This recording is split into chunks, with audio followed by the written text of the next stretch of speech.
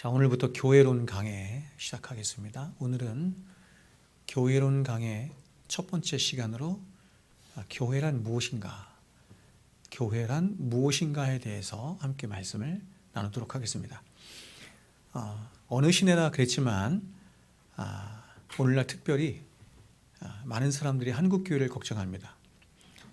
교회 안에 있는 사람들도 물론 한국 교회를 걱정을 하지만 세상 사람들조차도 이제 교회를 향해서 교회를 걱정하는 시대가 되었습니다. 세상 사람들은 교회를 향해서 교회다운 모습을 좀 보여다오 이렇게 얘기하죠. 교회다운 모습을 좀 보여다오 이렇게 말합니다. 지난 40년 동안 50년 동안 한국 교회가 세상을 향해서 너무나 많은 일들을 했고 많은 것들을 퍼다 주었지만 그 가운데 세상이 교회를 통해서 참된 교회의 모습을 보지 못한 것 같아요. 그래서 지금도 여전히 세상을 향해서 교회가 많은 것들을 갖다 주고 교회를 향해서 많은 소리를 내지만 이제 세상은 귀를 닫고 그 교회가 말하는 것들을 듣지 않고 오히려 교회를 향해서 너희 교회다움을 좀 보여다오. 너희 교회들이 우리에게 제공해 주는 것들 이제 하지 않아도 되니까 교회다움을 좀 보여다오. 이렇게 교회를 걱정하며 교회를 향해서 무엇인가 말하고 있는 듯한 그런 느낌을 받습니다. 한국 교회를 걱정하고 있는 여러 가지 이유들이 있을 것입니다. 첫 번째는 교회의 세습 문제. 교회의 세습 문제는 굉장히 커다란 문제라고 할 수 있는데 이 교회의 세습 문제를 보면서 교회 안에 있는 사람들도 그리고 교회 밖에 있는 사람들도 걱정을 하죠. 두 번째는 교회의 기복화 문제입니다. 교회의 기복화 문제. 그래서 교회가 어떤 샤머니즘이나 이런 이방 종교들처럼 점점 이렇게 기복화돼 가고 있는 이런 모습들을 보면서 교회를 걱정하죠. 사실 이런 기복화를 오히려 더 조장하고 있는 사람들도 굉장히 많다 이런 생각이 듭니다. 세 번째는 교회 안에 있는 윤리 도덕적인 타락 등이 그 원인일 것이다 이렇게 생각을 합니다. 그래서 역사적으로 보면 이런 교회 안에 여러 폐란들로 인해서 많은 섹트들이 생겨났는데 특별히 17세기 영국에서 발행한 퀘이커 교도들 그리고 일본의 우치무라 간조에 의해서 주창된 무교회주의 이런 것이 있습니다. 모든 나라들마다 이렇게 영적 거장들, 영적으로 크게 섰던 사람들이 있는데 일본의 가장 대표적인 일본의 영적 거장 그러면 우치무라 간조를 말할 수 있는데 정말 독특하게도 이 우치무라 간조가 무교회주의를 주창했다는 것입니다. 그리고 또 중국으로 가면 중국의 큰 영적인 산이 있죠. 바로 워치만니라고 하는 산입니다. 워치만니가 세우진 않았지만 워치만니에 바로 이어진 다음 세대에 위트니스라고 하는 사람이 세운 지방교회 같은 또 이단들이 있습니다. 이 지방교회를 우리는 이제 이단이라고 하는데 이런 지방교회가 있고요. 그리고 또 역사적으로 형제단과 같은 여러 공동체 운동을 했던 많은 어떤 섹트들, 파벌들이 많이 있습니다. 그리고 선교단체와 같이 이렇게 페라처치들이 있는데 페라처치라는 말이 나란히 이런 뜻이거든요. 그러니까 교회와 이렇게 나란히 서 있는 어떤 단체들, 선교단체들 그래서 페라처치 이렇게 하는데 저도 대학 다닐 때 페라처치에 있었죠. 내비게이터라고 하는 이런 선교단체에 있었지만 내비게이터뿐만 아니라 뭐 UBF도 있고 IBF도 있고 CCC도 있고 굉장히 많은 이런 선교단체들이 많이 경건주의 시대에 태동을 해서 많이 일어났습니다. 특별히 오늘 이렇게 교회에 대한 상처와 실망 때문에 교회에 대해서 환멸을 느끼고 교회를 떠난 사람들이 생겨났는데 이런 사람들을 가나안 성도 이렇게 말합니다. 그러니까 여러분 이 가나안 성도들은 교회가 싫어서 교회를 떠나긴 했지만 신앙은 버리지 않는 사람이죠. 신앙은 버리지 않는 굉장히 기형적인 모습이다 이렇게 말할 수 있죠. 자, 교회는 떠나지 않는데 신앙은 떠나지 않는 안나가 신앙, 그렇죠? 그래서 가나안 신앙, 가나안 성도들 이렇게 말합니다. 여러분 이러한 가나안 성도들이 한국 교회 안에 얼마나 있냐면 여러 통계들이 있지만 대략적인 통계에 의하면 거의 300만 명 정도 있다고 해요. 300만 명 정도의 사람들이 가나안 성도에 속한다 이렇게 말합니다. 이것은 오늘날 교회들이 얼마나 교회로서의 바른 정체성을 상실한 채 표류하고 있는가 하는 생각을 하게 되는 것입니다. 이런 사람들은 말하기를, 가난한 성도들은 말하기를, 자신들은 예수님은 좋은데 교회는 싫다 이렇게 말하는 거죠. 예수님은 좋은데 교회는 싫다 이렇게 말합니다. 그래서 자신들은 신앙은 절대 포기할 수 없지만 교회라고 하는 데는 나가기 싫다 이렇게, 아마도 청년들을 중심으로, 젊은 사람들 중심으로 이런 사람들이 많이 있을 거다 이렇게 생각해요. 그래서 굳이 예배를 드려야 한다면 나는 집에서 혼자, 특별히 이렇게 코로나 시대를 거치면서 이런 사람들이 더 많이 생겨났는데 인터넷을 통해서 나는 말씀을 듣겠다. 인터넷만 열면 오늘날 굉장히 유명한 목사님들 굉장히 많지 않습니까? 그래서 그런 목사님들의 설교를 들으면서 나는 예배를 드리겠다 이렇게 하고, 그럼 헌금은 어떻게 드리냐? 헌금은 이제 내 마음대로, 내 생각하는 대로 이렇게 가난하고 불쌍한 사람들에게 도움을 주거나 아니면 내가 원하는 교회에 헌금을 하겠다 이렇게 생각하는 사람들이 있는 것입니다. 이 코로나를 거치면서 대략 30%, 그러니까 40대의 젊은 사람들의 30%가량의 사람들은 집에서 예배를 드리기로 완전히 이렇게 확정을 지었다고요. 더 이상 교회라고 하는 데를 나가지 않겠다고, 이제 집에서 인터넷으로 예배를 드리겠다고 그렇게 확정을 지었다고 하는 통계를 제가 본 적이 있습니다. 자, 그러나 여러분, 이것은 절대로 성경이 지지하는 바가 아니죠. 성경은 이런 신앙을 지지하지 않습니다. 왜냐하면 성경에 의하면 예수님은 이렇게 말하죠. 교회의 머리이시고 교회 그 자체이시다 이렇게 말합니다. 예수님은 교회의 머리이시기도 하고 교회 그 자체이시기 때문에, 이 말은 예수 그리스도와 교회는 하나이기 때문에, 한 몸이기 때문에 예수님을 사랑하면 교회 또한 사랑할 수밖에 없다라고 하는 것이 성경이 말씀하는 바입니다. 또한 우리의 구원이라고 하는 것도 교회의 몸 안으로 불려진 것을 구원이라고 하죠. 우리가 어저께 성경 공부회 때 잠깐 봤던 것처럼 구원이라고 하는 것도 굉장히 다양한 방식, 다양한 모습으로 말하지만 그 중에 한 가지를 성경이 말할 때 어떻게 하냐면 교회의 몸으로 불려짐을 받았다라고 하는 것을 구원이다 이렇게 말한단 말이에요. 그러니까 우리의 구원은 어디와 연관되어 있냐면 교회와 연관되어 있는 거예요.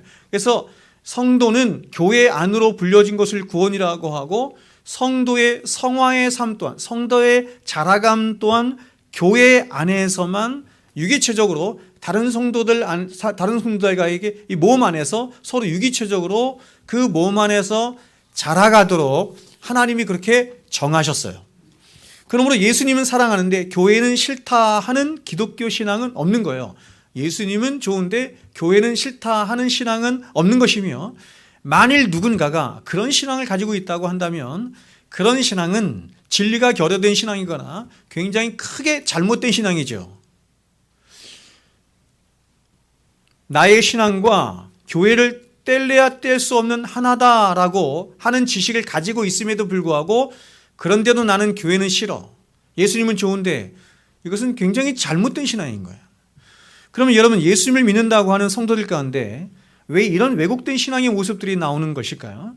또 오늘날 교회들은 왜 그렇게 윤리 도덕적으로 타락하고 교회의 바른 모습을 상실해서 세상으로부터까지 욕을 먹고 조롱을 당하고 수치를 당하는 일이 생겨나게 된 것일까요?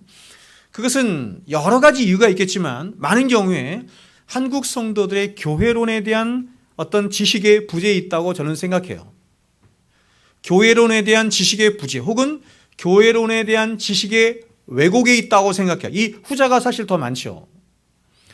한국교회 안에, 한국교회뿐만 아니라 전 세계적으로 굉장히 진리가 많이 왜곡되어 있는데, 성경에 대한 진리가 많이 왜곡되어 있는데 가장 많이 왜곡된 것 중에 하나가 저는 구원론이라고 생각합니다. 구원론. 성경을 연구하고 대략 제가 한 20년 이상 성경을 연구했죠. 20년 이상 성경을 연구하면서 제가 갖는 확신하는 바로는 오늘날 가장 많이 왜곡되어 있는 어떤 교리가 바로 구원론이라고 생각해요. 그리고 또 다른 어떤 왜곡된 교리가 있다고 한다면 그 중에 하나가 성령론이라고 생각하고, 또 하나가 있다고 한다면 여러 가지 다양한 게 다 많이 있지만 특별히 이 교회론이 굉장히 많이 왜곡됐다 이렇게 생각을 합니다. 사람들이 교회를 잘못 알고 있는 것이,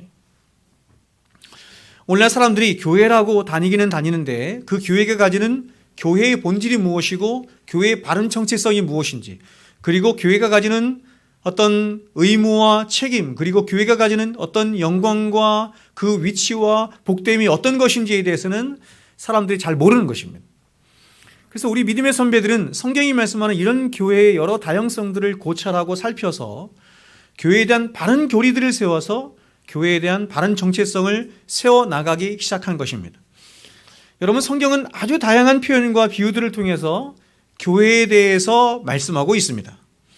이것은 그만큼 성경이 말씀하는 교회라고 하는 것이 구원론도 마찬가지인데 우리가 쉽게 표현하고 쉽게 정의할 수 없을 만큼 굉장히 비밀스럽고 굉장히 신비스러우며 그리고 굉장히 우리를 영광스럽게 하는 굉장히 영광스럽고 복된 영적인 어떤 기관이 바로 교회이기 때문에 그렇습니다. 마찬가지로 우리의 구원도 마찬가지죠. 우리의 구원도 너무나 신비스럽고 비밀스럽고 놀랍고 너무나 영광스러운 것이기 때문에 우리의 구원을 성경이 한마디로 이렇게 말하지 못하고 굉장히 다양한 모습으로 다양한 방식으로 우리의 구원을 말하는 것과 같은 것입니다.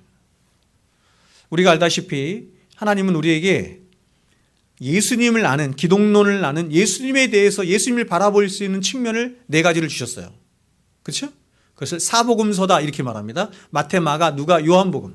그러니까 여러분, 우리가 한쪽 측면을만을 딱 보고 이 사람이 누구다라고 이렇게 인식하기에는 부족하다 이렇게 하나님이 생각하신 거예요. 그래서 최소한 동서남북 사방에서 예수님을 봐야 예수님을 정확하게 볼 수 있다 이렇게 한 것입니다. 예수님이 이 땅에 오셨죠? 예수님이 이 땅에 오셨는데 어떻게 오셨냐면 사복음서가 말하는 정체성을 가지고 오셨어요. 마태복음은 예수님이 어떤 측면에 대해서 말씀하죠? 마태복음은 우리 다 배웠죠? 마태복음은 예수님이 어떤 측면? 어떤 예수님? 왕이신 예수님에 대해서 말씀하죠. 왕으로 이 땅에 오신 예수님에 대해서 말씀하는 성경이 마태복음이고, 그럼 마가복음은 어떤 것일까요? 종으로 오신 예수님이에요. 종으로 오신 예수님. 누가복음은 어떤 말씀이에요? 사람으로 오신 예수님이죠. 마지막으로 요한복음은 하나님으로 오신 예수님이죠. 여러분, 이 4가지 측면이죠. 예수님의 보세요. 왕이시고 종이시고 사람이시고 마지막으로 하나님이신 예수님, 이 4가지 측면인데 이 4가지 측면의 예수님 중에서 한 가지도 없다고 한다면 우리의 구원은 이루어질 수가 없는 거예요. 그 예수님이 이 땅에 왕으로도 오시고 종으로도 오시고 사람으로도 오시고 하나님으로도 오신 거예요. 그래서 제가 여러분에게 말씀을 드린 것처럼 마태, 마가, 누가, 요한복음, 사복음서 중에서 족보가 어디 있다 그랬어요? 족보가 마태복음과 누가복음에만 있죠? 마가복음과 요한복음에는 없는 이유가 종에게는 족보가 없고 하나님도 족보가 없지만 왕도 사람도 족보가 있기 때문이죠. 이런 것처럼 우리의 구원도 마찬가지고 교회도 마찬가지인 거예요. 굉장히 심스럽고 놀랍고 영광스러운 신적인 기관이 교회이고 그러한 구원이 우리의 구원이기 때문에 성경은 이걸 한마디로 말씀을 못한 거예요. 자, 그렇다면 여러분, 성경이 묘사하는 성경적인 교회에 대한 성경적인 묘사 혹은 성경적인 표현에는 어떤 것들이 있을까요? 여러분이 알고 있는 교회, 여러분이 알고 있는 성경적인 교회에 대한 묘사 혹은 표현에는 어떤 것이 있어요? 교회를 성경은 뭐라고 표현하죠? 한 가지만 얘기해 보세요. 크게 안 들려요. 그렇죠. 예수 그리스도의 몸이다 이렇게 말합니다. 교회를 예수 그리스도의 몸이다 이렇게 말하죠. 그리스도가 머리가 되시고 몸된 예수 그리스도의 몸된 것이 바로 교회다 이렇게 말을 하죠. 또 예? 우리 교회 앞에 딱 있죠. 그렇죠? 교회 앞에 딱 있어요. 디모데후서 말씀인데 진리의 기둥과 터. 그렇죠? 여러분, 교회를 얘기할 때 이게 너무 중요한 거예요. 진리의 기둥과 터. 그렇죠? 이 말은 이렇게도 해석할 수 있어요. 이걸 이제 2가지로 해석할 수 있지만 첫 번째 해석이 뭐냐면 진리의 기둥과 터라고 하는 건 뭐냐면 진리 위에 세워진 게 교회다. 교회를 떠받치고 있는 게 뭐다? 진리다. 이렇게 말하는 거죠. 교회는 진리가 없으면 교회가 아니에요. 아무리 교회 안에서 많은 행사가 벌어지고 아무리 사람들이 인정할 만한 좋고 훌륭한 일들이 많이 벌어져도 교회 안에는 진리가 없으면 교회가 아니에요. 그래서 교회를 진리의 기둥과 터다 이렇게 말하는 거예요. 교회는 여러분 진리의 목숨을 거는 거예요. 하나님 말씀에 목숨을 걸어야 돼요. 가장 중요합니다. 또 여러분 어떤 표현이죠? 우리 잘 아는 표현, 요한계시록에 나오는 표현인데 이렇게 표현하잖아요. 새 예루살렘이라고 표현하죠. 그렇죠? 새 예루살렘이라고 표현하는데 이렇게 표현합니다. 새 예루살렘이 하늘로부터 이렇게 내려오거든요. 마지막, 자 보세요. 마지막 때에, 종말의 때에 신랑이신 예수님과 신부된 새 예루살렘이 이렇게 이제 다시 합방을 하는 거죠. 합방을 하는 장면이 나오는데 그렇게 새 예루살렘이 내려오는 장면을 요한계시록이 뭐라고 묘사해요? 신부가 신랑을 위하여 예비된 것 같더라. 단장한 것 같더라. 이렇게 말해요. 여기서 우리가 알 수 있는 것은 이런 것이죠. 자, 여러분, 이게 이스라엘 백성들의 결혼 제도와 관계에 대해서 성경이 묘사를 하는 거예요. 여러분, 이스라엘 백성들의 결혼 제도는 어떻게 되죠? 정혼이라고 하는 걸 해요. 정혼. 결혼이 있기 전에 정혼이라고 하는 거래요. 정혼이나 결혼이나 같은 건데 이런 것입니다. 결혼을 정혼이라는 걸 하면 정혼한 이후에 이제 신랑과 신부는 1년에서 2년 정도 이렇게 서로 떨어져 있어요. 서로 떨어져 있으면서 1년이나 2년 기간 동안 서로 뭐 해요? 서로 합방하기 위한 준비를 하는 거예요. 그럼 신랑은 뭐 하냐면 집을 준비하고, 그렇죠? 세간을 준비하고 이런 걸 준비하는 거예요. 요셉과 마리아가 그런 상태인 거예요. 그러면 신부는 뭘 하죠? 신랑을 맞을 준비를 하는데 뭘 해요? 자기를 성결하게 순결하게 준비하고 단장하는 준비를 하는 거예요. 여러분, 이걸 가지고 지금 교회를 얘기하는 거예요. 그리고 그 기간이 다 끝나면 신랑과 신부가 합방을 하는 거예요. 이제 완전히 합쳐지는 거예요. 연합이다 이렇게 말을 해요. 우리도 마찬가지죠. 여러분, 우리는 그리스도의 신부잖아요. 그럼 우리는 예수 그리스도와, 신랑 되신 예수 그리스도와 결혼했어요, 안 했어요? 결혼했어요, 안 했어요? 결혼했죠. 이걸 정혼이라고 한다고요. 정혼했어요. 그럼 우리는 다시 예수 그리스도와, 신랑 되신 예수 그리스도와 뭐 할 거예요? 합방할 거예요. 합방. 완전히 연합되는 날이 온다. 그게 종말이다. 예수님이 다시 오시는 때예요. 신랑이 다시 오시는 때. 그래서 성경에 신랑이 더디 오리라 이런 얘기 하잖아요. 그렇죠? 신랑이 오시는 때예요. 그럼 그때까지 우리는 뭐 하는 거다, 이 세상에서? 신부로서 단장하는 거예요. 신랑을 맞을 준비를 하는 거예요. 제가 여러분에게 여러 번 말씀을 드리지만 우리가 이 세상에서 뭔가 굉장한 많은 일들을 하도록 하나님이 세상에 보내신 게 아니라 그리스도의 신부로, 거룩한 신부로 단장하는 기간이 이 광야 같은 세상이다, 이렇게 말을 할 수가 있는 거예요. 그래서 여러분, 이 정혼 기간에 1년에서 2년 요 기간에 누가 임신을 했어요? 마리아가 임신한 거예요. 그래서 요셉이 가만히 끊고자 했잖아요. 가만히, 이 경건한 요셉이 가만히 끊고자 이렇게 했던 것 아닙니까? 그래서 여러분, 성경이 교회를 얘기할 때 그리스도의 신부 이렇게도 묘사를 하고, 또 하나가 뭐가 있냐면 성령의 전이다 이렇게 묘사하죠. 성령의 전이다 이렇게 교회를 묘사하기도 합니다. 그래서 이런 교회에 대해서 우리 믿음의 선배들은 교회를 다양한 측면에서 바라보면서 교회를 여러 형태로 구분했는데, 가장 먼저 교회를 이렇게 구분했습니다. 크게 전투적인 교회와 승리한 교회 이렇게 했어요. 전투적인 교회와 전투하는 교회와 승리한 교회.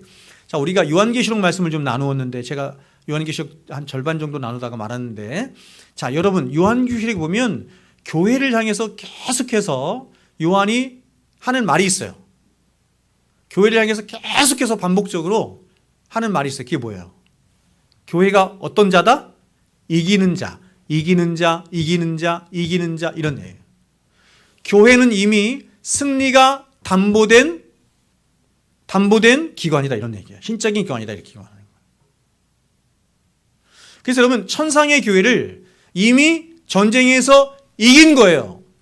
이겼기 때문에 승리한 교회, 이긴 교회 이렇게 말을 해요. 완전한 교회죠. 그러나 여러분 이 땅에서의 교회는 어떤 교회다? 전투하는 교회라고 묘사해요.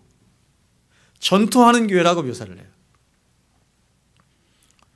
제가 여러분에게 한번 말씀드렸지만 제가 노예를 갔더니 어떤 목사님이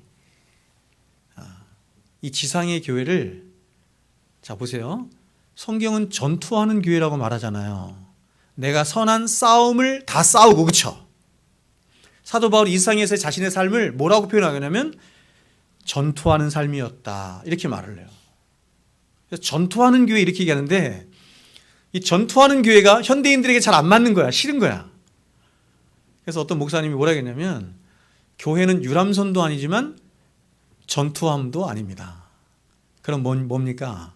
항공모함입니다. 이렇게 표현을 했더라고요. 항공모함이다. 그러니까 항공모함은 전투하기도 하고 유람선의 기능도 같이 갖고 있다. 그래서 항공모함이다 이렇게 표현했는데 그거는 여러분 성경을 아주 우습게 여기는 거예요.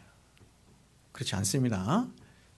이렇게 나눠요. 전투하는 교회와 승리적인 교회 이렇게 나눕니다. 또 보이는 교회가 있어요. 보이는 교회 그렇죠? 우리 사랑샘 교회 그리고 우리가 교회니까 우리를 보이는 교회 이렇게 말하죠. 그러나 보이지 않는 교회를 있어요. 보이지 않는 교회를 무슨 교회라고 그래요? 무형교회. 보이는 교회를 유형교회 이렇게 말로 그래요. 이것을 다른 말로 하면 이렇게 바꿀 수 있는데 지상교회와 천상교회 이렇게 바꿀 수 있습니다. 지상교회와 천상교회. 여러분 천상교회는 완전한 교회죠. 완전한 교회. 우리는 이 완전한 교회를 사도신경에서 어떻게 고백해요? 이 완전한 교회, 천상의 교회를 승리한 교회를 어떻게 고백해요? 우주적인 교회, 유니버설 처치 영어로 그렇죠? 뭐라고 고백해요? 홀리 캐톨릭, 거룩한 공회화. 사도신경에서 거룩한 공회화 하는 것이 바로 이 우주적인 교회 그리고 천상의 교회, 승리한 교회 이렇게 말하는 거예요. 또 하나 나누는 게 뭐냐면 조직체로서의 교회와 유기체적 교회 이렇게 말하는 거예요. 조직체로서의 교회와 유기체로서의 교회 이렇게 나눕니다. 자, 그리고 이러한 교회가 가지는 여러 특성들을 또한 신학자들이 말하는데 먼저 이런 것이 있습니다. 교회의 내적인 속성들. 자, 여러분 열심히 적으십시오. 교회의 내적인 속성들이 있고 교회의 외적인 또한 속성들이 있어요. 내적 속성, 외적 속성이 있어요. 내적 속성들은 어떤 것이냐면 교회의 통일성과 거룩성과 보편성과 사도성 네 가지인데 이 네 가지 중에서 사도신경은 두 개만 고백해요. 근데 니케아 신경은 네 가지를 다 고백해. 그래서 니케아 신경에서는 어떻게 고백하냐면 이렇게 고백해요. 보편적이며 사도적인 하나의 거룩한 교회 이렇게 고백하는 거예요. 이 네 가지를. 근데 우리는 그냥 어떻게 고백해요? 거룩한 공회화, 거룩한 보편성이 있는 교회 이렇게 말하는 거예요. 자, 교회는 이와 더불어서 외면적인 속성들이 또 하나 있는데 그것은 뭐냐면 이런 것입니다. 교회의 진보성, 초월성, 불멸성, 영광성, 조화성, 진리성 등이 바로 그것입니다. 이런 것들을 하나씩 배우게 될 텐데 그래서 우리 믿음의 선배들은 이러한 교회가 가지는 여러 특성들과 그 정체성을 바로 세워나가기 위해서 이런 내적이고 외적인 속성들을 바로 세워나가야 교회가 교회되잖아요. 그렇게 하기 위해서 교회가 가져야 하는 겉으로 드러나는 어떤 외적인 세 가지 표지들을 얘기했어요. 이걸 표지라고 해요. 속성과 다른 거죠. 외적인 표지들을 얘기했어요. 여러분 여기서 표지란 이런 것입니까? 이런 것이에요. 표지란 바로 교회가 참된 교회인가 그렇지 않은 교회인가 하는 것에 기준이 될 수 있는 어떤 표지나 기준을 말하는 거예요. 교회를 참된 교회 되도록 하는 교회가 지키는 어떤 세 가지 표지를 말하는 거예요. 그 세 가지가 표지가 뭘까요? 첫 번째는 이런 것입니다. 참된 말씀의 선포. 첫 번째는 참된 말씀의 선포. 두 번째는 성례의 바른 집행. 세 번째는 권징의 신실한 시행 이렇게 말할 수 있어요. 여러분 오늘날 복음주의권 안에서 일반적인 그렇죠? 교회에 대한 이론가들이 말하는 것과 굉장히 다르죠? 슈바르츠, 여러분 슈바르츠라고 아세요? 그 사람이 있어요. G12. 근데 그 G12를 만든 사람이 교회 뭐 건강 뭐 이런 것들 이제 몇 가지 척도더라 12가지 척도인가 그걸 가지고 교회 뭐 건강한 척도를 막 이렇게 만드는 그런 사람이 있습니다. 그런데 그 사람이 말하는 12가지 척도와 전통적으로 내려온 교회의 척도와는 완전히 달라요. 교회에 대한 생각이 달라서 그런 거예요. 지금 우리가 말씀드린 참된 말씀의 선포나 뭐 성례의 바른 집행이나 권징의 신실한 시행이나 이런 거에는 없어요. 셀을 만든 사람이잖아요, 그게. 그럼 우리가 교회가 무엇인지를 바로 알고 그래서 교회를 바로 섬기고 교회를 바로 세워나가기 위해서는 이러한 교회의 여러 다양한 측면들과 교회가 가지는 여러 속성들과 특성들 그리고 교회에 대한 여러 표지들에 대한 바른 지식들을 가지고 있어야 바른 교회를 세울 수 있는 거예요. 이런 교회를 참된 교회라 그래. 칼빈이 얘기했어요. 그러므로 교회는 이러한 여러 특성들이 있는 신적인 공동체예요. 신적인 공동체. 이것을 에베소 4장에서 뭐라고 했냐면 성령께서 하나 되게 하신 것 이렇게 말했어요. 교회를 성령께서 하나 되게 하신 것 이렇게 말했어요. 이 신적인 공동체이기 때문에 아무렇게나 함부로 사람들 자신들이 원하는 방식을 따라서 사람들이 의논해서 사람들의 생각을 따라서 그렇게 교회를 세워나가면 된다 안 된다? 안 된다 이렇게 말해요. 지금은 교회가 세상 이 사람들의 생각들로 사람들의 이론들로 가득 차 있어요. 성경적인 교회를 보기가 어려운 시대에 우리가 살고 있어요. 다 사람의 방식이에요. 사람을 위하여예요. 하나님에 의해 하나님을 위한 하나님에 의한 하나님을 위한 교회가 아니라 사람에 의한 사람을 위한 교회가 되고 마찬가지로 교회에 아무리 많은 사람들이 모이고 또 교회가 아무리 많은 일들을 한다 할지라도 이러한 교회의 바른 정체성을 교회가 갖추고 있지 못하다고 한다면 그것 또한 역시 교회라고 할 수 없어요. 그러나 여러분 여기서 우리가 절대로 잊지 말아야 할 것은 우리가 하나님 앞에 가는 그 순간까지 이 세상에서는 이 지상에서는 절대로 완전한 교회도 없고 완전한 성도도 없고 완전한 목사도 없어요. 자꾸 사람들이 완전한 걸 요구해. 예전에 저에게 그런 분이 한 분 있었어요. 뭐냐면 와가지고 나는 목사님은 천사인 줄 알았대. 성도들은 천사인 줄 알았대. 자기도 성도 아니에요? 근데 와보니 그렇지 않더라. 그래서 실망했다. 이런 사람이. 완전한 교회도 없고 완전한 목사도 없고 완전한 성도도 없어요.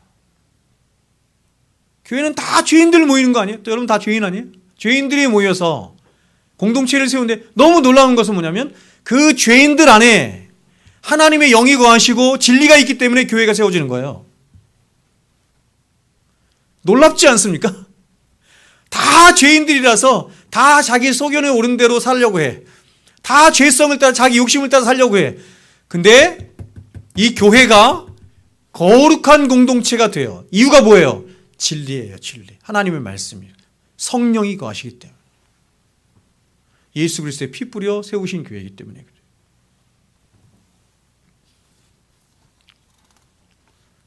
다만 이 지상에 있는 교회는 그 완전을 향해서 나아가는 교회일 뿐입니다. 그러나 여러분 그렇다고 해서 이 땅에 있는 지상의 교회들이 이렇게 성경이 말씀하는 교회에 대한 바른 지식을 갖는 것과 그렇지 못한 것, 그렇죠? 교회가 무엇이냐라고 하는 성경이 말씀하는 그 지식을 갖는 교회와 갖지 못하는 교회, 그리고 그러한 교회를 추구하고 그런 교회를 이루기 위해서 분투하고 노력하는 교회와 그렇지 않은 교회는 엄청난 차이가 있는 거죠.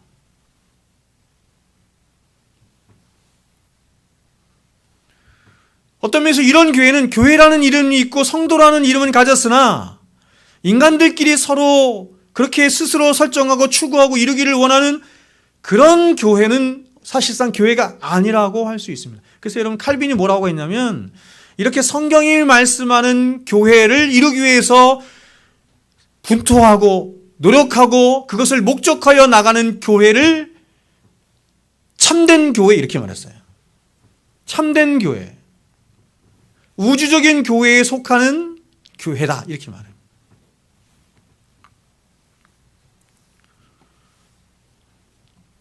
참 어려운 얘기입니다. 그러므로 자 이제 오늘부터 이제 몇 번을 하게 될지 모르겠지만 굉장히 여러 번에 걸쳐서 교회론 시리즈를 강의를 하게 될 텐데 이번 교회론을 통해서 교회에 대한 확실한 지식들을 가졌으면 좋겠습니다. 저는 개인적으로 선교단체에서 교회를 경험했어요. 페라처치임에도 불구하고 교회가 이런 것이구나 라고 하는 것을 경험적으로 알았어요. 이게 지식적으로 안 게 아니라 경험적으로. 피를 나는 형제보다, 피를 나는 어떤 사람들보다, 친척들보다 성령 안에 함께 하게 된 이 형제 자매들이 나의 친족이다라고 하는 경험을 했어요. 진짜 나의 친족이구나. 그래서 나는 이 사람들을 위해서 내 목숨까지도 줄 수 있겠다 생각했어요. 이건 제가 여러분에게 그냥 입 바른 소리를 하는 게 아니라 진짜 그렇게 생각했어요. 주를 위하여 살고 복음을 위해 사는 그 사람들을 위해서라고 한다면 내가 얼마든지 내 몸을 불살할 준비가 되어 있다. 그래서 그 내비게이터 형제들과 한 5년 동안 같이 살면서 내가 몸소 교회가 뭔지를 알았어요. 몸으로 체득했어요. 그래서 그렇게 몸으로 체득한 교회를 지식이 아닌 몸으로 체득한 교회를 딱 가지고 제가 교회를 개척했습니다. 자 보세요. 제가 교회를 개척할 때 교회에 대한 지식도 있었죠. 지금만큼은 아니지만 교회에 대한 지식도 있었지만 몸으로 체득한 교회가 있었기 때문에 저는 교회를 개척하면서 그런 꿈을 꿨어요. 내가 몸으로 체득한 교회를 그리고 또 더 나아가서 내가 알고 있는 이 참된 교회를 세우리라 생각했어요. 안 되더라고. 안 되더라고. 저의 부족한 면도 있지만 너무너무 어렵다는 걸 알았어요.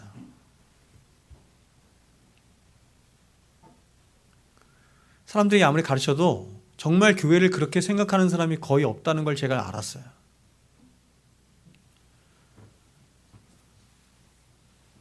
외부에서 사람들이 저희 교회 오면 보통 대략적으로 사람들이 저희 교회 성도들 보면서 이 교회 사람들이 참 성숙하다 이런 얘기를 많이 해요. 그러나 제가 아직도 갖고 있는 생각은 우리는 아직도 멀고 멀었다 이렇게 생각해요. 그러나 여러분, 그래서 여러분 제가 중간에 안 되나 하는 생각을 굉장히 많이 했는데 절대 냉소하지 않아요. 절대 냉소하지 않습니다. 이유가 뭐죠? 단순해요. 저는 성경을 믿기 때문이에요. 성경이 말씀하는 교회를 믿기 때문이에요. 우리 안에 수많은 제약이 있고 난관이 있고 죄가 있지만 그럼에도 불구하고 성령이 하나 되게 하신 교회를 성령께서 이끄시고 주님이 내 교회라고 했잖아요. 그 교회를 이루실 것을 내가 믿기에 저도 믿는 거예요. 자, 그럼 이제 교회는 첫 번째 시간 한번 가보겠습니다. 오늘은 교회의 첫 번째 시간인데 교회가 무엇인지 첫 번째, 두 번째는 교회는 어떻게 세워지는 것인지 그리고 교회의 근간은 어떤 것인지 함께 배워보도록 하겠습니다. 여러분 교회가 무엇일까요? 자, 여러분도 다 아실 거라고 생각해요. 아직도 교회에 대한 잘못된 생각을 갖고 있지만 오늘날 보면 대체적으로 이 교회가 무엇인가에 대한 기본적인 생각은 다 가지고 있더라고요. 우리는 흔히 교회라고 하면 가장 먼저 건물을 떠올리지만 그래서 오늘날은 교회가 굉장히 웅장하고 현대적인 감각으로 세워져 있지만 보통 제가 어릴 때 그랬는데 사람들은 흔히 교회하면 뭘 떠올려 했어요? 빨간 벽돌로 세워진 네모나게 직사각형으로 만들어진 그리고 그 위에 빨간 네온 십자가가 세워진 교회 이렇게 생각했죠. 대부분 그렇게 생각했죠. 여러분 한국교회 안에 아니 한국교회뿐만 아니라 전 세계적인 교회가 다 이 추세였어요. 대부분 그렇게 생겼습니다. 이유가 뭐예요? 여러분 제가 이유가 뭐라고 그랬어요? 뭐를 본따서? 성막과 구약 성경에 나오는 성막과 성전을 본따서 한 거예요. 그러니까 여러분 오히려 우리 앞선 믿음의 사람들이 훨씬 더 경건해요. 근데 지금은 막 교회가 굉장히 막 웅장하고 멋있고 원형이고 막 이상하게 생겼잖아요. 그죠? 굉장히 막 교회가 항상 거의 네모나게 생겼었는데 전통적인 교회가 그랬는데 교회가 이렇게 둥근 원형의 모양으로 거의 사실상 최초로 생긴 교회가 어딘지 아십니까? 우리나라에? 예? 맞습니다. 여의도 순복음교회입니다. 이유가 뭔지 아세요? 너무 많은 사람들이 몰려오는데 그 많은 사람들을 수용할 교회를 짓는데 건축학자들에 의하면 이렇게 방사형으로 지어진 이 내부 설계가 사람들을 가장 많이 수용할 수 있대요. 그래서 그렇게 만든 거예요. 여의도 순복음교회 동그랗게 생겼잖아요. 그죠? 동그랗게 생겼죠. 지금도 여의도 순복음교회가 우리나라에 있는 모든 교회들 중에서 두 번째로 많이 들어갑니다. 두 번째로. 첫 번째로 가장 많이 들어가는 교회가 연세중앙교회. 15,000명 들어가요. 한 번에 15,000명. 성도가 15,000명이라고 해도 이런데 15,000명이 들어가요. 어떻게 생겼는지 보시고 싶으면 한번 쳐보세요. 거기 막 겨울에 난방하려면 진짜 난방비가 장난이 아닐 것 같아요. 10,000명 들어가는 교회가 또 있는 거야. 저 서울 북부에 있는 금난교회나 혹은 또 여의도 순복음교회가 10,000명 들어간다고 하는데 잘 모르겠습니다. 여하튼 그래서 전통적으로 이렇게 직사각형으로 이렇게 생긴 교회가 우리가 생각하는 흔히 교회이기 때문에 이게 성전과 또한 성막에서 그 모형을 따서 만든 교회이기 때문에 사람들은 의식적이든 무의식적이든 교회를 뭐라고 생각했어요? 성전이라고 생각한 거예요. 교회를 의식적이든 무의식적이든 성전이라고, 그러니까 목사들이 그렇게 가르친 것도 있지만 교회 자체의 모양이 성막과 성전에서 따온 것이기 때문에 그래서 성전 이렇게 생각한 거예요. 그래서 각 교회마다 교회를 지을 때 항상 목사님들이 우리 교회 건축합니다 이렇게 말 안 하죠? 다 뭐라고 해요? 성전 건축합니다 이렇게 말하죠. 성전을 건축하니 성전 건축 헌금 내십시오. 여러분, 자 지금 여러분에게 제가 목사로서 이렇게 얘기했어요. 여러분 우리가 예배당을 건축해야 하니 예배당 건축 헌금을 좀 해주십시오. 이렇게 말했어요. 또 한편으로는 우리가 성전 건축을 해야 되니 성전 건축 헌금을 좀 내주십시오. 첫 번째와 두 번째 제가 말을 했는데 어떤 게 더 홀리하게 들려요? 두 번째가 더 홀리하게 들리는 거예요. 그러나 여러분도 아시다시피 성경이 말씀하는 교회는 건물이 아니죠. 이 건물은 그냥 우리가 함께 모여 예배드리는 예배당일 뿐입니다. 그럼 교회는 뭐냐면 먼저 성경이 말씀하는 교회는 이렇습니다. 오순절 성령 강림 이후 이 교회가 본격적으로 세워져요. 그래서 지금 시대를 무슨 시대라고 한다? 교회 시대라고 하는 거예요.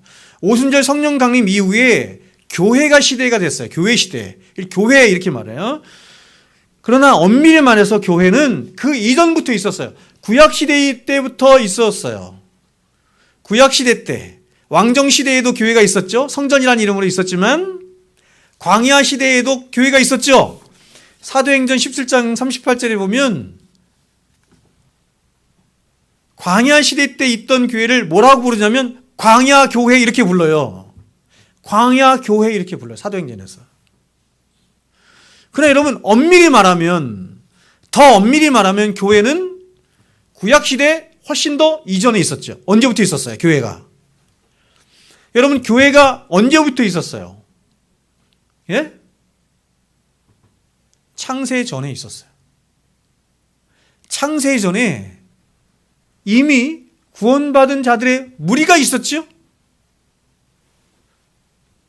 저와 여러분은 언제부터 존재했죠? 창세 전에. 맞죠? 우리는 제가 1969년생인데 69년 11월 18일에 태어났거든요. 음력으로. 1969년 11월 18일 그때 이 땅에 태어난 게 아니라 그거는 하나님이 창조하신 이 물질과 공간과 시간으로 점철된 이 세상 속으로 내가 오게 된 것이고, 사도 바울에 의하면 나라는 존재는 이미 창세 전에, 보세요, 놀라운 것은 그리스도 예수 안에 있었다. 그 정체성이 뭐다? 교회로 있었다. 성도로 있었다. 이렇게 말해요. 제가요 7살 때부터 교회를 다니기 시작했거든요. 7살 때부터 교회를 다녔어요. 그리고 제가 생각하기를 중학교 3학년 때 회심을 한 것 같아. 중학교 3학년 때 회심을 했어. 그럼 중학교 3학년부터 내가 예수를 믿기 시작해서 그때부터 내가 구원받은 하나님 백성이 되느냐? 그게 아니라 저는 언제부터 하나님 백성이다? 창세 전부터 하나님의 백성이었더라. 이렇게 말해요. 성경은 놀랍게도.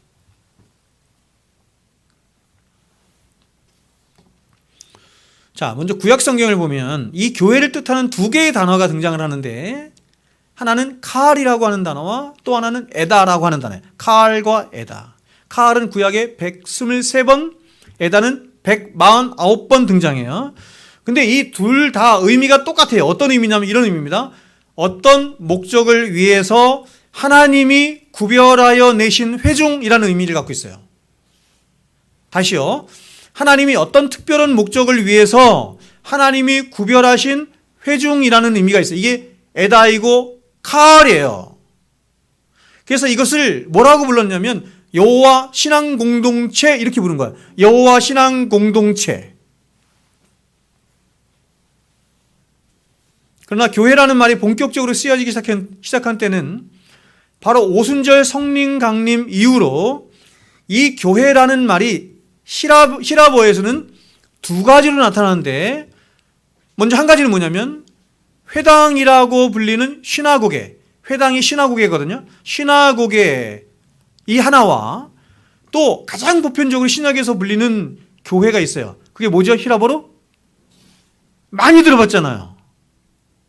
에클레시아라는 것입니다.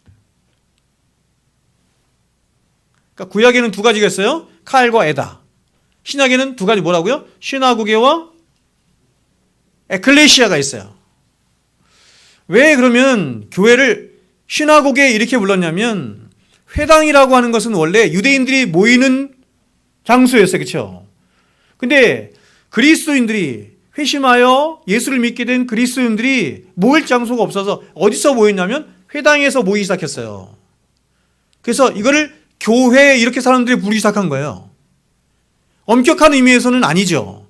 그래서 신학적인 교회는 대부분 가장 일반적으로 뭐가 쓰이냐면 에클레시아가 쓰이는 거예요. 왜냐하면 구약의 칼과 에다가 거의 다 신학적인 의미로 번역이 될 때 에클레시아로 번역이 됐거든요.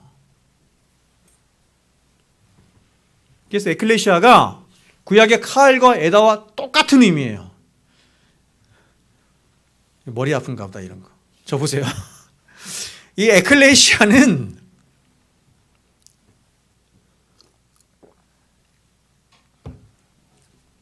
이런 걸 좀 해야 돼요. 왜냐하면 지금 제가 강의를 하는 거기 때문에. 보세요. 에클레시아는 이게 합성어인데요. 에클레시아는 합성어인데 에크라고 하는 접두어와 클레오라고 하는 이 동사가 합쳐서 만들어진 거예요. 그런 에크는 어떤 뜻이냐면 뭐뭐으로부터 이런 뜻이거나 혹은 아웃 이런 뜻이에요. 아웃 바깥으로 이런 뜻이에요. 클레오는 어떤 뜻이냐면 불러낸다 이런 뜻이에요. 구별한다 혹은 불러낸다 이런 뜻이에요. 그러니까 에클레시아는 뭐냐면 어디로부터 바깥으로 불러낸 무리들 이런 뜻이에요. 더 정확하게 말하면 하나님이 어떤 목적을 위해서, 어떤 특별한 목적을 위해서 어디로부터 불러내어 구별된 무리들 이렇게 말할 수 있어요. 그러면 하나님이 어떤 목적을 위해서 불렀을까요? 목적이 뭐예요? 교회의 목적이 뭐예요? 이럴 수가. 교회의 목적이 뭐예요? 하나님이 우리를 교회를 삼으신 목적이 뭐예요? 하나님이 어떤 목적을 위해서 어디로부터 불러내냐면 세상으로부터 불러낸 거예요. 세상으로부터 불러낸 거룩한 구별된 무리들 이렇게 되는 거거든요. 왜 불러내셨어요? 당신의 영광을 위하여. 하나님 당신의 영광을, 그게 목적이에요.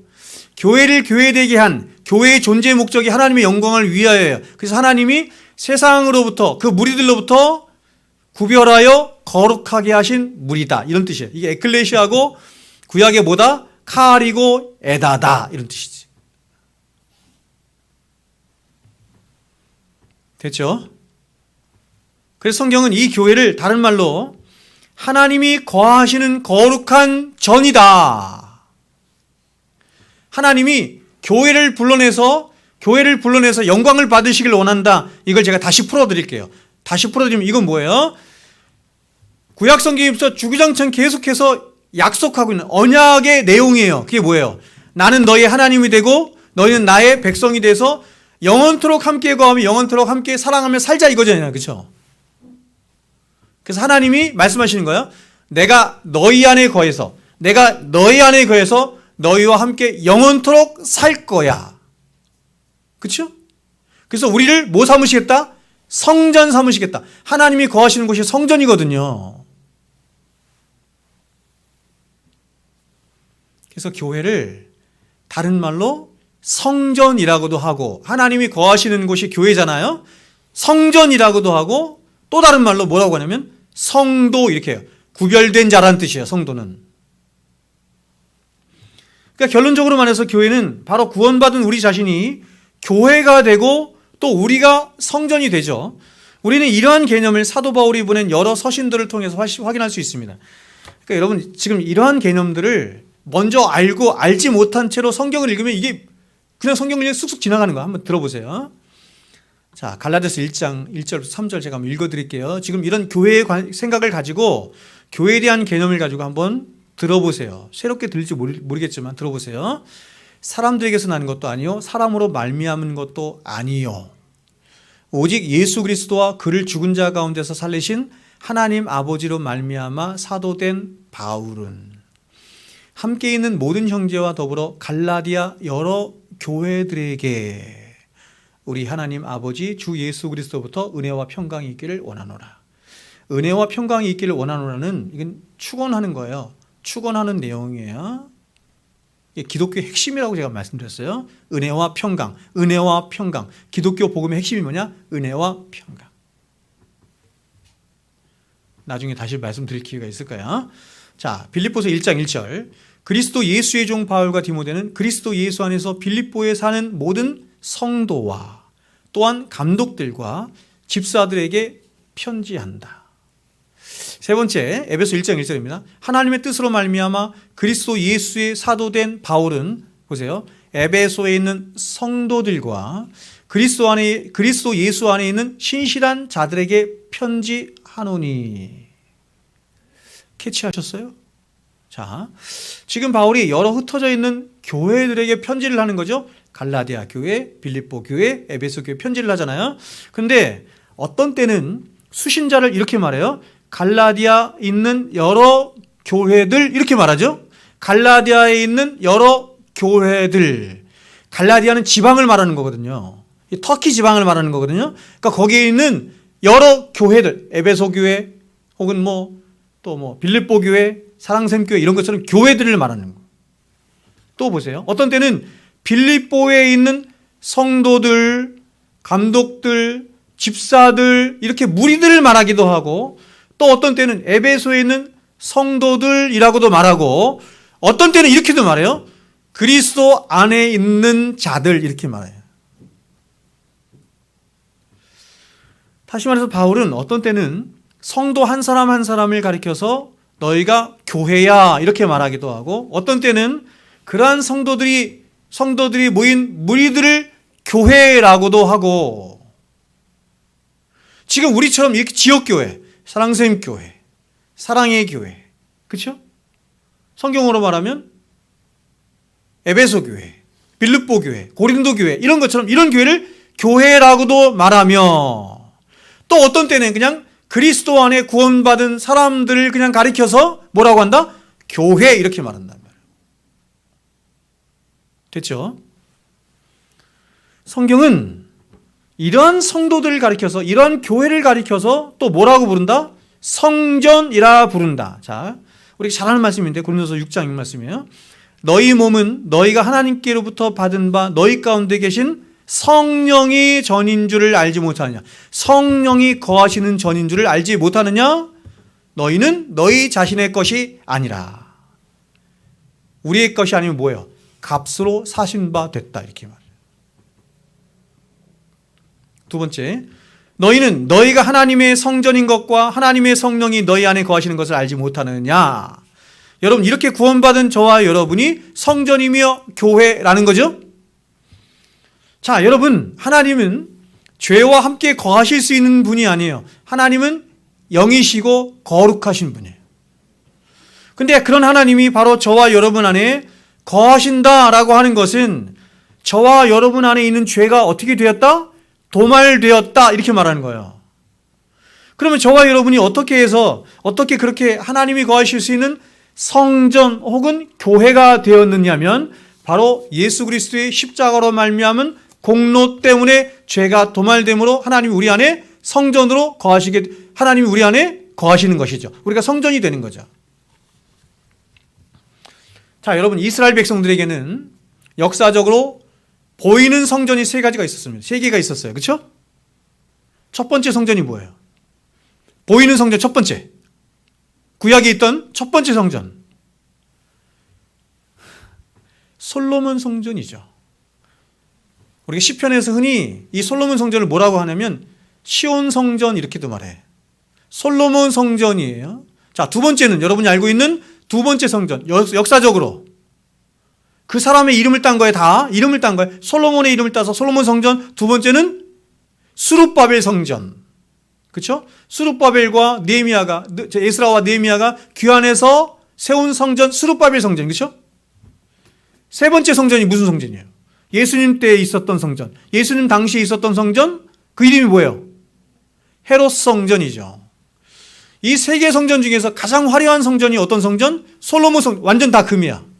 다 금으로 어마어마한 금이 투여됐어요. 다 황금이에요.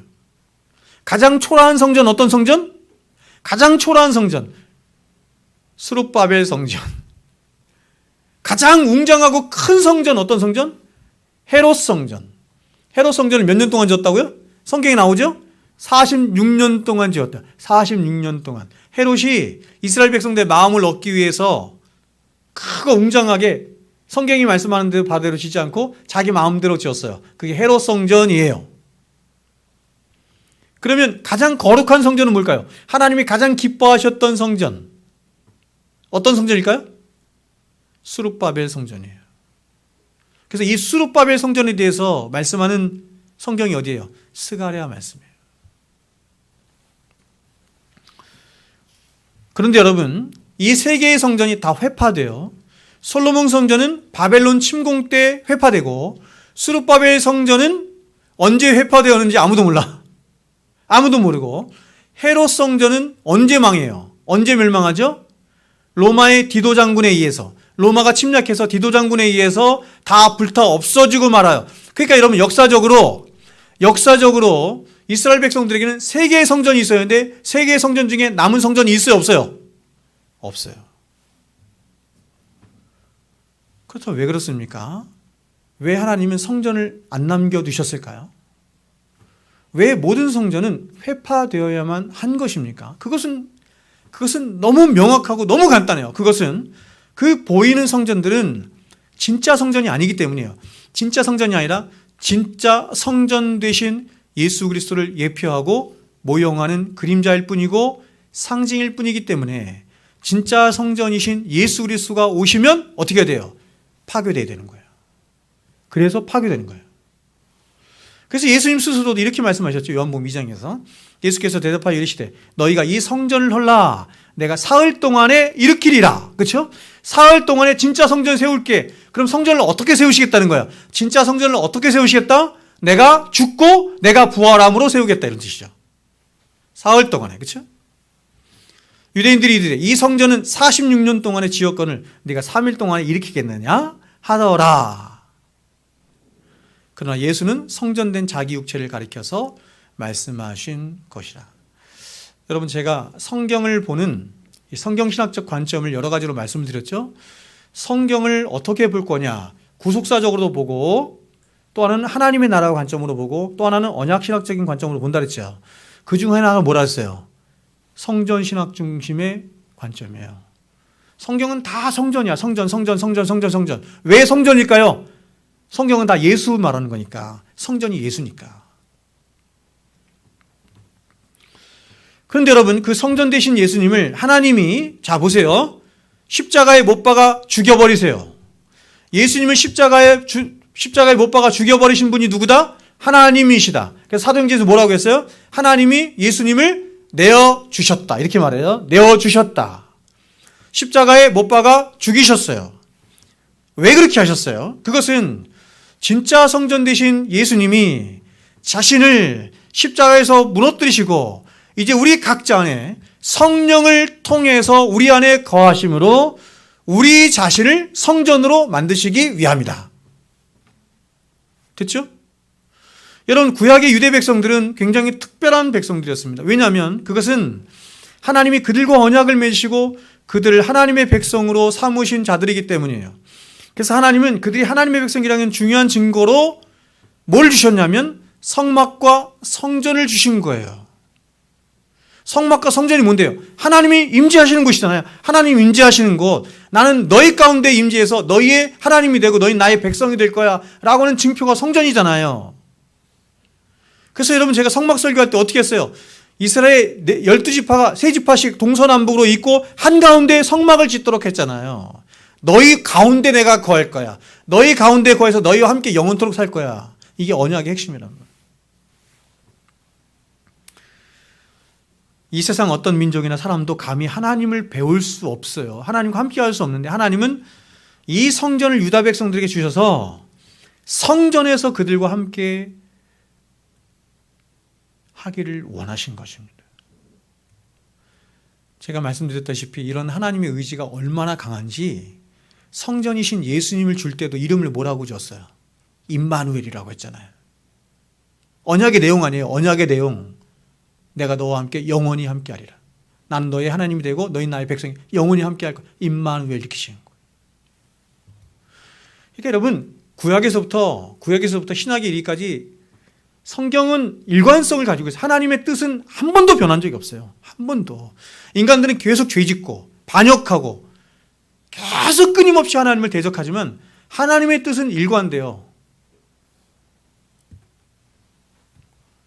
그러므로 유다 백성들이 그런 여러 강대국들 사이에서도 결코 망하지 않고 하나님 백성으로 존재할 수 있었던 가장 중요한 이유 중에 하나가 뭐냐면 바로 성전이 제대로 성전으로서의 기능을 발휘했기 때문인 거예요. 굉장히 중요한 사실이죠.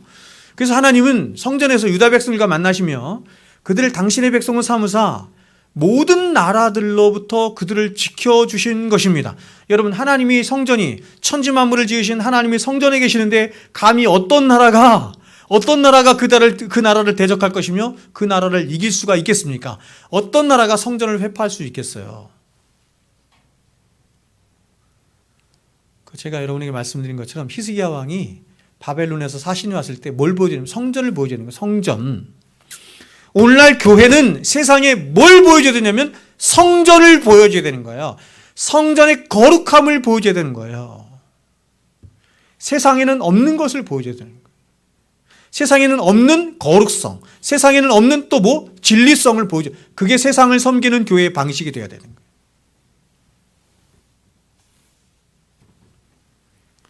그런데 이런 성전이 결국 회파되고 맙니다. 400년 가까이 그 어떤 외세의 침략에도 끄떡지 않았던 예루살렘 성전이 유다 백성들과 함께 회파돼요. 잘 보세요.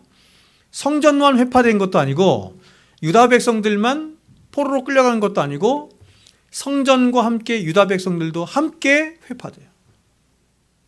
그 이유가 뭐냐면 그것은 성전이, 보세요, 성전으로서의 기능을 상실했기 때문이에요. 즉 하나님이 더 이상 성전의 기능을 상실한 예루살렘 성전에 임하실 수가 없는 거예요. 그러니까 이스라엘 백성은 껍데기 성전을 가지고 있는 거예요. 마찬가지로 유다 백성들이 망한 이유는 바로 그들이 하나님이 거하시는 성전에, 그들 자신, 유다 백성들이 하나님 거하시는 성전인데 그들 안에 죄가 가득해서 이제 그들이 더 이상 성전이 아닌 자들이 되므로, 그래서 하나님이 그들 안에 더 이상 거하실 수 없게 되므로 그들은 이방인들처럼 멸망당하고 마는 것입니다. 그럼 여러분, 성전의 기능은, 여러분 여기서 그래서 성전의 기능은 두 가지가 되는 거예요. 가장 먼저는 영과 진리로 예배하는 것이 바로 성전입니다. 즉 교회는, 그리고 교회된 우리 자신은 영과 진리로 하나님을 예배하는 자라는 것입니다. 이것이 교회의 근본이자 성도된 자가 갖는 가장 중요하고 근본된 정체성이에요. 하나님 왜 우리를 구원하셨느냐? 왜 우리를 교회 삼으셨느냐? 영과 진리로 하나님을 예배하도록 하기 위함입니다. 그러므로 교회는 이렇게 영과 진리로 예배하는 곳이기 때문에 교회가 만일, 보세요, 교회가 만일 진리를 잃어버리면 교회는 예배를 어떻게 드려요? 영과 진리로 드리잖아요. 진리로 드리잖아요. 그러면 교회가 진리를 잃어버리면, 하나님의 말씀을 잃어버리면 교회는 더 이상 영과 진리로 예배할 수 없으므로 교회로서의 기능을 상실하는 거예요. 2,000명, 3,000명이 모여서 예배를 드리는데 그 사람들이 영과 진리로 예배하지 않아. 그걸 예배라고 하지 않아요.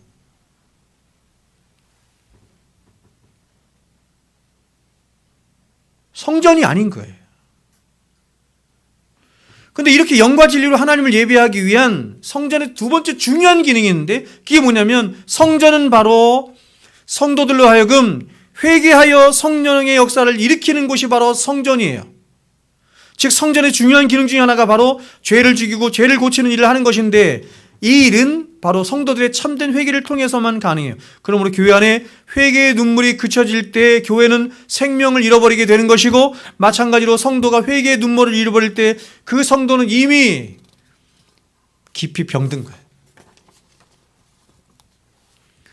그러므로 참된 교회, 그리고 참된 성도란 바로 참된 회개의 눈물로 일평생을 늘 주님 앞에 있고 주님의 임재 가운데 그분과 항상 동행하는 삶을 사는 자가 참된 교회이며 참된 성도인 것입니다. 더 나아가서 참된 하나님의 말씀으로 어떻게 한다? 영과 진리로 하나님을 예배하는 성도가 참된 성도고, 그런 교회가 참된 교회다, 이렇게 말합니다. 제가 이제 교회론 여러분에게 말씀드리면서 말씀, 진리 이런 말 굉장히 많이 할 거예요. 교회는 진리가 생명이에요. 교회는 예배하는 곳인데 예배도 어떻게 된다? 진리로 예배하는 것. 그래서 종교개혁자들이 예배를 개혁할 때 예배를 어떻게 개혁하냐면, 카톨릭은 예전 중심의 예배거든요. 그럼 개혁된 교회는 어떤 예배일까요? 말씀 중심의 예배인 거예요. 말씀 중심의 예배를 다른 말로 이렇게 바꿀 수 있어요. 예수 그리스도 중심의 예배, 이렇게 바꿀 수 있어요. 근데 여러분, 오늘 말씀을 보면 이 교회가 세워지는 토대 혹은 근간이 어떤 것인지 예수님은 이렇게 말씀합니다. 교회가 세워지는 토대가 뭐냐? 자, 18절 이렇게 하죠. 또 내가 내게 이르되 너는 베드로라. 내가 이 반석 위에 내 교회를 세우리니 음부의 권세가 이기지 못하리라. 여러분, 예수님이 제자들에게 물으셨어요. 사람들이 나를 누구라 하느냐? 그래서 제자들이 대답하기를, 예, 사람들이 더러는 예수님을 세례요한이라, 엘리야라, 더러는 예레미야라, 선지자라 합니다. 이렇게 대답을 해요. 그래서 예수님이 이번에는 제자들을 향해서 물었습니다. 너희는 나를 누구라 하느냐? 자, 보세요. 너희는 나를 누구라 하느냐라는 말은 어떤 뜻이냐면, 지금 12명의 교회를 말해요. 교회가 사도들과 선지자들의 터 위에 세워졌잖아요. 그렇죠? 사도들. 그래서 사도들이 교회의 대표예요.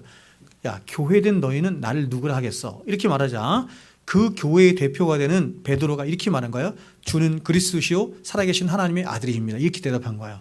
그래서 예수님이 베드로를 향해서 칭찬하시면서 이렇게 말씀하세요. 예수께서 대답하여 이르시되 바 요나 시모나 네가 복이 있도다. 이를 내게 할 게 아니는 혈육이 아니요 하늘에 계신 내 아버지시니라. 또 내가 내게 이르노니 너는 베드로라. 내가 이 반석 위에 내 교회를 세우리니 음부의 권세가 이기지 못하리라. 참 여러분, 이 말씀은 굉장한 말씀이에요. 왜냐하면 예수님이 베드로에게 이 반석 위에 교회를 세우시겠다라고 하셨기 때문이죠. 그리고 다음 19절을 보시면 천국 열쇠까지도 주시겠다 이렇게 말을 하죠. 그래서 로만 카톨릭은 이 구절을 근거로 교환권의 정당성을 이야기했어요. 이들은 말하기를 하나님이 보세요. 베드로 위에 교회를 세우셨고 또 그 베드로는 음부의 권세도 그를 이기지 못할 뿐만 아니라 천국의 열쇠까지도 가진 자다. 이렇게 말을 하는 거예요. 제가 어릴 때 목사님들이 이렇게 설교했어요. 예화를 들면서 어떤 사람은 천국 갔더니 천국 문을 누가 지키고 있더래. 그게 누구냐 보니까 베드로래. 베드로가 천국 열쇠를 가지고 예수님을 믿는 자들을 천국 문을 열어주더래. 여러분 이거 카톨릭 따르는 거거든요.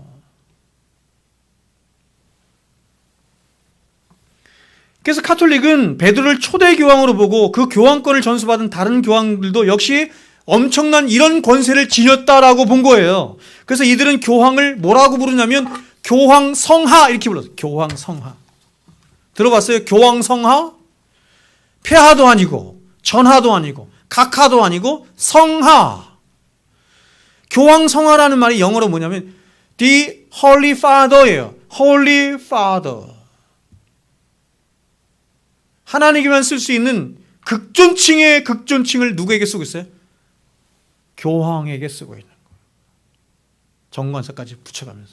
그래서 이런 절대적인 교황권이 점점 그 도를 넘어요. 그래서 중세교회의 교황 취세를 두었던 3명의 교황 중 한 명이었던 보니페이스 8세가 자신의 저서인 운왕 상큼탐에서 이렇게 교황의 권위를 주장합니다. 모든 사람은 구원을 얻기 위해 로마 교황에게 승복해야 한다. 교황의 수위권은 모든 세속적인 일에서까지도 절대적인 권한이 있다. 이런 막강한 교회의 권위가 어디까지 가냐면 1870년에 교황 비오 9세에 의해서 선언된 교황 무오설이 선포됩니다. 이 교리는 사실 중세 때부터 믿어왔던 교리였지만 비오 9세에 의해서 여러분 법으로 정해져요. 교황 무오설은 이런 거죠. 교황은 그리스도의 대리자요 대표자로서 그의 말이나 판단에는 오류가 없다 이런 말이에요. 사람인데 교황이 그냥 사람인데 우리가 똑같은 사람인데 교황의 말이나 판단이나 생각에는 오류가 없다 이런 말이에요. 그래서 교황의 판단이 그리스도의 판단이 되고 교황의 말이 그리스도의 말이 되는 것이에요. 이렇게 되니까 어떻게 되냐면 교황에 의해서 해석된 성경, 교황에 의해서 세워진 교리, 교황에 의해서 세워진 유전과 전통은 뭐가 돼요? 진리가 된다. 이렇게. 그래서 여러분 지금 캐톨릭이 완전히 망가지게 된 게 여기서부터 망가진 거예요. 그래서 실제로 1870년 바티칸 공의 포고령은 이렇게 말합니다. 교황 무호성은 로마 카톨릭 교회의 가르침으로서 만일 이 교황 무호성을 믿지 않는다면 믿음이나 구원을 받을 수 없다. 어느 누구라도 이런 가르침에 반발하려고 하면 그는 저주를 받을지어다. 예수를 믿지 않으면 저주를 받을지어다 이렇게 말하지 않고 교황 무호성을 믿지 않으면 저주를 받을지어다 이렇게 1870년 바티칸 공의 포교령이 말했어요. 이런 말도 안 되는 이단적이고 망령된 일들이 잘 보세요. 오늘 본문에 나타난 이 한 구절의 말씀을 잘못 해석했기 때문이에요. 잘 보세요. 이 말씀은 그런 의미가 아닙니다. 우리가 알다시피 베드로의 이름이 뭐예요? 뜻이 반석이잖아요. 반석. 헬라어로는 페트로스, 남성 주격 명사. 잘 보세요. 페트로스는 반석이라는 뜻인데 남성 주격 명사. 그런데 예수님께서는 너는 베드로라 내가 이 반석 위에 교회를 세우리니 하실 때 이 반석은 놀랍게도 남성 명사가 아니라 여성 명사로 쓰였어요. 여성 명사. 이 반석이 베드로를 받는 것이라면 명사의 성이 같아서 남성 명사 페트로스를 받아야 되는데 반석은 페트라 뭐냐면 여성 명사인 거예요. 그렇다면 여러분 예수님이 말씀하신 이 반석은 뭘 말하는 거예요? 그것은 바로 베드로가 고백한 그 신앙 고백을 말하는 거예요.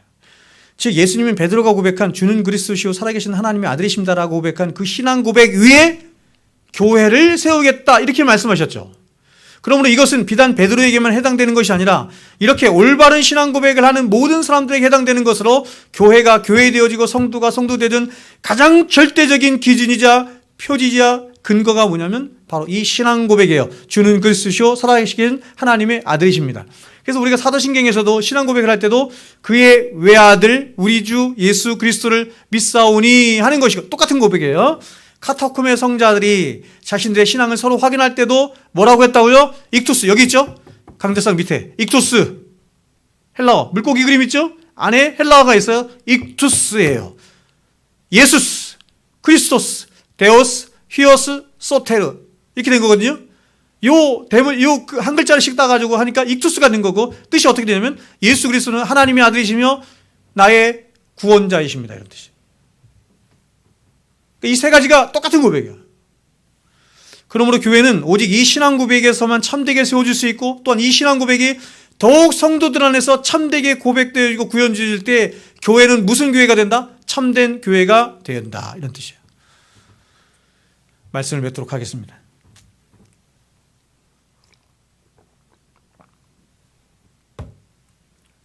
제가 처음엔 안 그랬는데 아까 9시 45분, 8시 45분 넘어가면서 여러분이 좀 힘들어하는 것 같아서 제가 좀 빠르게 했어요. 말씀 뵙겠습니다. 오늘 주님이 베드로에게 하신 말씀을 다시 한번 보세요. 또 내가 내게 이르노니 너는 베드로라. 내가 이 반석에 내 교회를 세우리니 음부의 권세가 이기지 못하리라. 참 여러분 저는 제가 교회를 개척하면서 만약에 이 교회 이름이 없었다고 한다면 저는 이 교회 이름을 쓰고 싶었습니다. 어떤 교회 이름이에요? 주님의 교회입니다. 예수님이 교회를 세우시면서 이 반석에 뭐라고 했어요? 내 교회 이렇게 말했어요. 내 교회.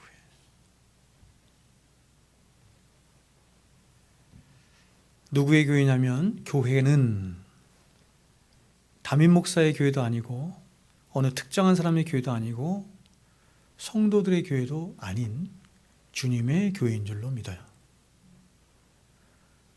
세습 안 돼. 나쁜 거예요. 자기 교회인 것처럼 목사가 마음대로 휘두르는 건 안 돼.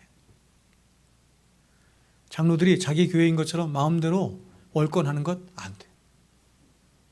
교회는 누구 교회라고요? 주님의 교회입니다.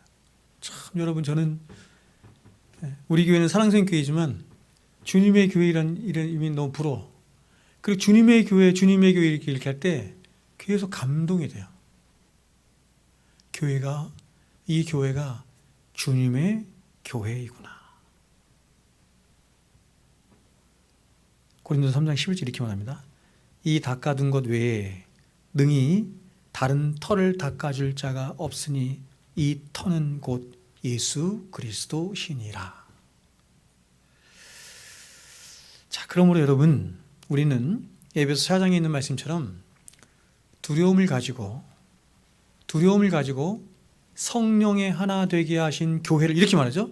성령의 하나 되게 하신 교회를 힘써 지켜라, 이렇게 말합니다. 에베소 4장 이후에 성도의 의무를 쭉 얘기를 하는데, 성도의 여러 가지 의무 중에서 첫 번째로 나오는 의무가 뭐냐면 성령의 하나 되게 하신 교회를 너희가 힘써 지켜라, 이렇게 말합니다. 그 누구도, 이런 얘기예요. 그 누구도 이 교회를 함부로 주장하거나 함부로 목소리 내려고 해서는 안 된다는 것입니다. 어떻게 하냐면 오직 말씀으로, 이런 뜻은 뭐냐면 말씀이신 예수님이 주권자가 되어서, 이런 뜻이에요. 말씀으로만 세워지고 말씀으로만 다스려지며 말씀으로만 통치되도록 교회를 세워야 한다, 이렇게 말하는 거예요. 바로 교회의 주인이 예수님이시기 때문이고 그분이 말씀이시기 때문에 그렇습니다. 여러분 사람이 아닙니다. 제가 아까 서두에서도 말씀드린 것처럼 오늘날 교회가 너무 사람이 위에 있습니다. 너무 사람이 위에 있어요. 너무 사람을 존귀히 여깁니다, 교회 안에서. 물론 여러분, 성도는 성도는 굉장히 존귀한 자입니다. 그러나 그 성도가 존귀한 것은 그 성도 자체가 존귀하기 때문이 아니라 그 성도 안에 예수님이 계시기 때문이에요. 교회는 절대로 사람이 아닙니다. 사람이 세워서도 안 되고 사람으로 세워서도 안 돼요. 프로그램도 아닙니다. 프로그램으로 세워지는 교회는 안 되는 겁니다. 심리학이니 마케팅이니 신비주의니 하는 세상 정신이나 세상 반분들로 절대로 교회가 세워져서는 안 된다고 저는 믿어요. 그렇게 오늘날 교회가 수천 명씩 수만 명씩 교회는 모이는 교회들이 너무나 많지만 저는 성경을 믿는데 성경은 그렇게 교회를 세워서는 안 된다고 해요. 교회는 오직 말씀으로만 세워야 된대요. 말씀으로만. 근데 오늘날 사람들이 말씀으로만 교회를 안 세워요. 왜냐하면 말씀으로만 교회를 세우니까 교회가 안 돼. 그래서 이 말씀으로만 세우는 사람들이 이 교회에 대한 패배의식이 너무 많아. 냉소주의가 너무 많아. 안 되는구나.